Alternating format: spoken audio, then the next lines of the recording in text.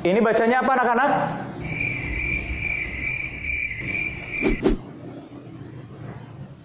Tidak ada anak-anak, karena memang itu kondisi realita terkini, kondisi di sekolah-sekolah se-Indonesia. Tidak ada aktivitas belajar mengajar, tidak ada interaksi di sekolah karena pandemi global COVID-19.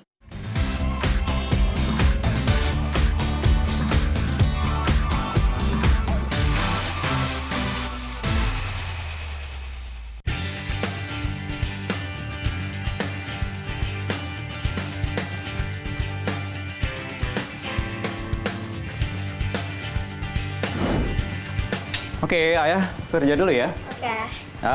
Udah. Bye-bye. Assalamualaikum. Jangan TikTokan terus ya. Dadah.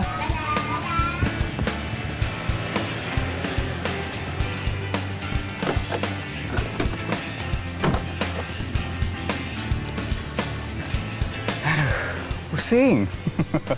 Repot ya ngajarin anak-anak untuk belajar dari rumah karena kita harus menggantikan peran dari guru. Ya, tapi mau gimana lagi, kondisinya serba darurat dan kerepotan ini ternyata bukan hanya dialami oleh para orang tua saja, tetapi juga anak-anak.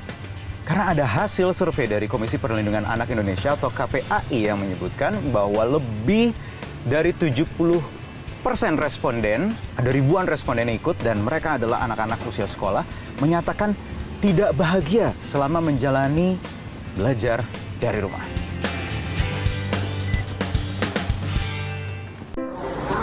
Jadinya ada corona, jadinya dari sekolah suruh bikin ini biar seru.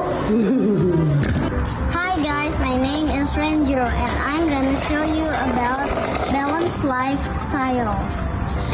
So my hobby every day is to ride a bike.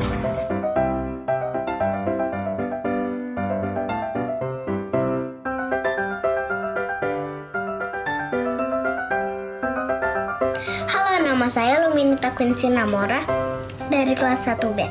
Saya akan menceritakan kisah Nabi Nuh.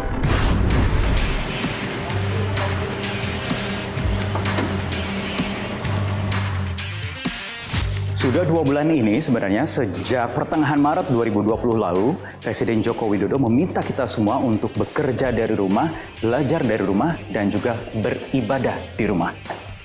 Namun dari data survei yang dilakukan oleh Komisi Perlindungan Anak Indonesia atau KPAI terhadap 1.700-an responden, di mana mereka adalah anak-anak usia sekolah, menunjukkan 76% lebih dari mereka menyatakan tidak bahagia, tidak puas dengan cara belajar dari rumah.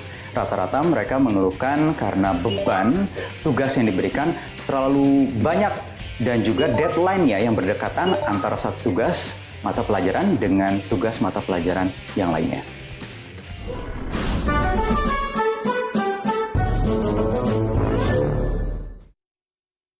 Tugas bahasa Indonesia. Iya, kita disuruh ngarang, susah banget. Oke, oleh-oleh untuk temanku. Sky, hai Mila, kau habis pulang jalan-jalan. Aku membawakan lendir buat kamu. Lendir? Slime.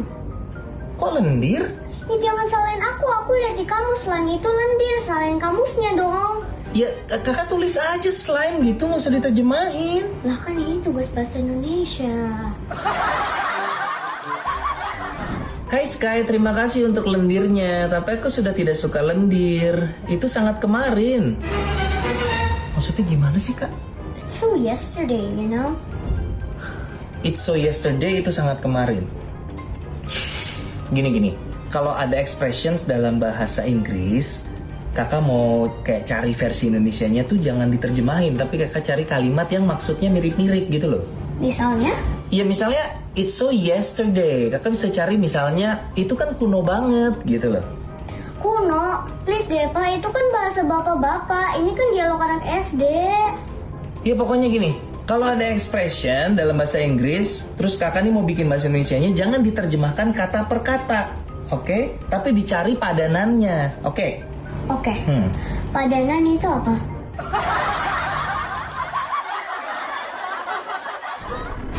Kita ngobrol-ngobrol langsung dengan Ernest Prakarsa. Nes, pusing ya? Oh, aduh.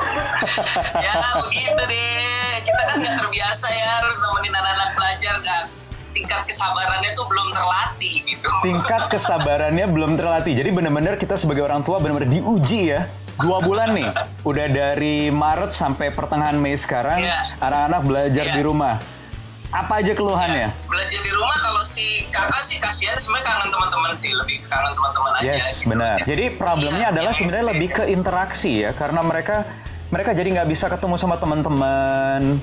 Bukan di problem cara ngajarin anak-anak. Kalau dari anaknya, yang dia kayaknya paling kehilangan tuh interaksinya. Tapi kalau dari observasi gue sebagai bapak, ngelihat ini cara belajarnya of course nggak bisa kita bandingin karena nggak ada pilihan kan. Jadi ya mau nggak mau harus kita jalanin aja seperti ini dulu untuk sementara gitu. Nes, tapi kan pertanyaannya, masalahnya nih, pandemi ini kan nggak tahu selesai sampai kapan gitu kan. Kalau seandainya ini berkepanjangan, ya kan, worst scenario aja kita gitu ya.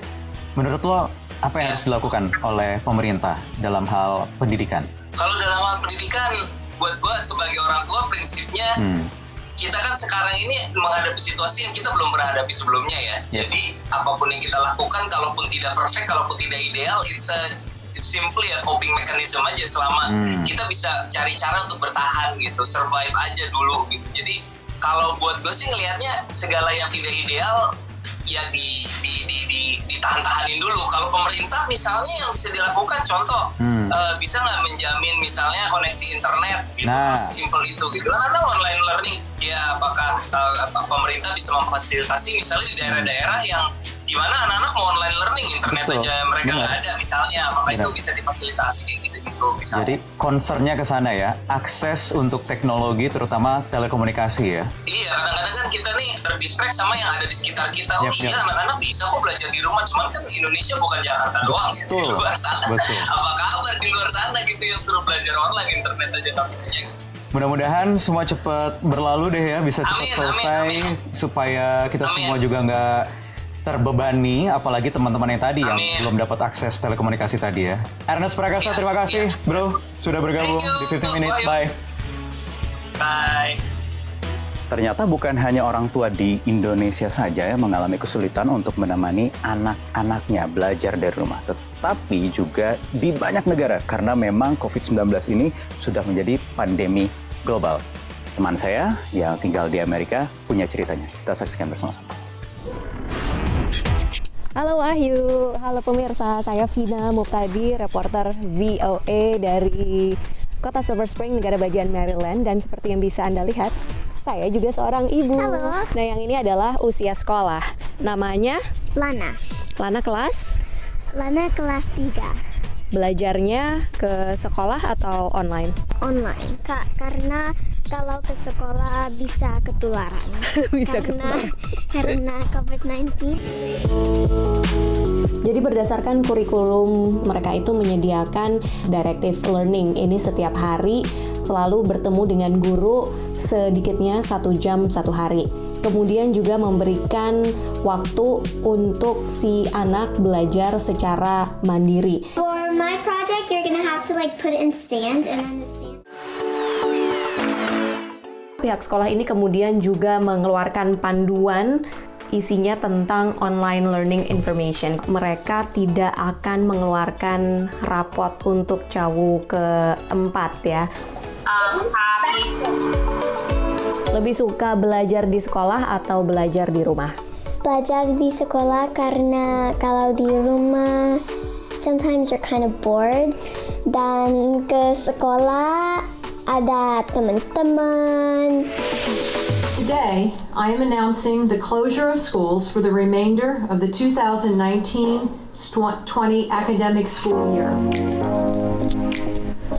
Jadi pada hari Rabu tanggal 6 Mei 2020, pejabat dari Montgomery County Public School ini memutuskan untuk menutup sekolah hingga akhir tahun ajaran ini.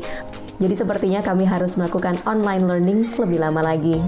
Demikian Vina Muftadi dari VOA di kota Silver Spring, negara bagian Maryland, melaporkan untuk 15 Minutes Metro TV.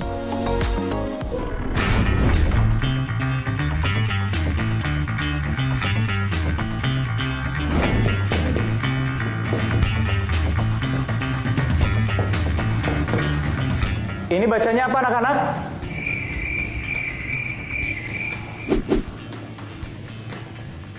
Tidak ada anak-anak, karena memang itu kondisi realita terkini, kondisi di sekolah-sekolah se-Indonesia. Tidak ada aktivitas belajar mengajar, tidak ada interaksi di sekolah karena pandemi global COVID-19. Memang aktivitas tetap berlangsung tetapi dari rumah. Namun ternyata belajar dari rumah itu tidak semudah yang dibayangkan.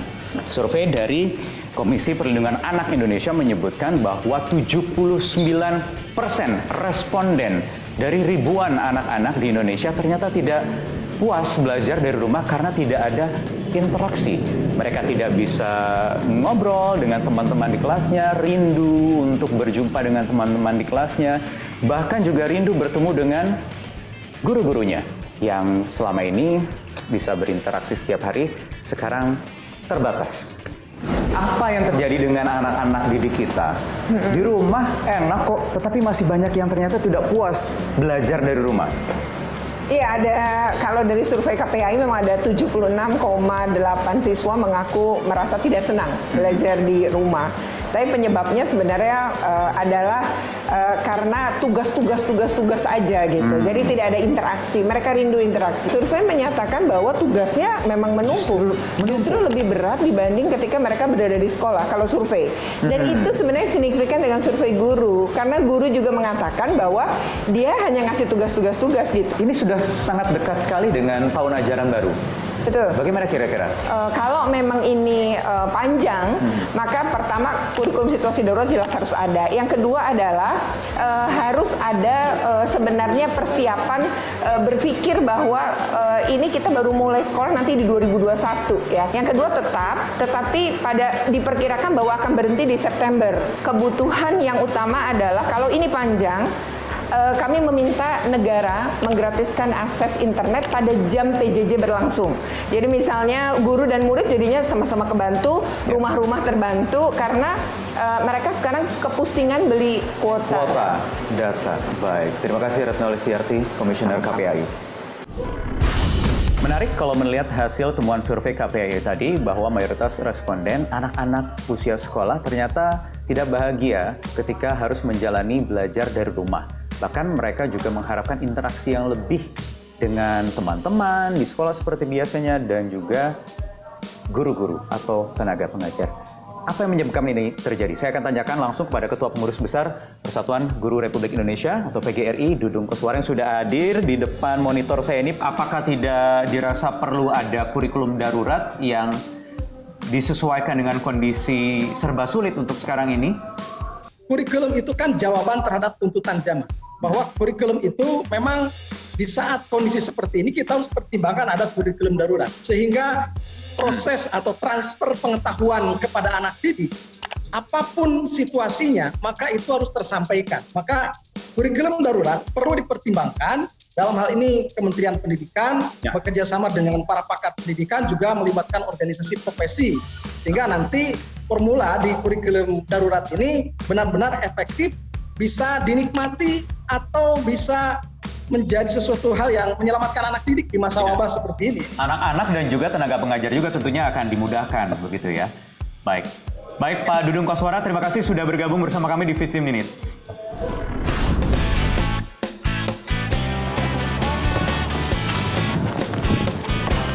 Oke, ring basket ini mungkin menjadi saksi bisu kali ya, karena selama 2 bulan terakhir ini tidak ada aktivitas belajar mengajar di sekolah ini, karena pandemi global COVID-19. Tentu semua siswa, guru, tenaga pengajar sudah terbukti merindukan aktivitas interaksi di sekolah dari survei yang digelar oleh KPAI tadi.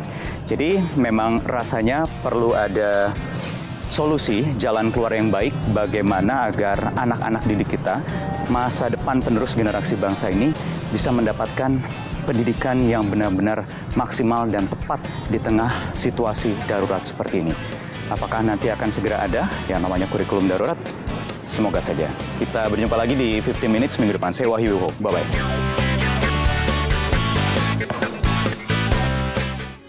Metro TV, knowledge to elevate.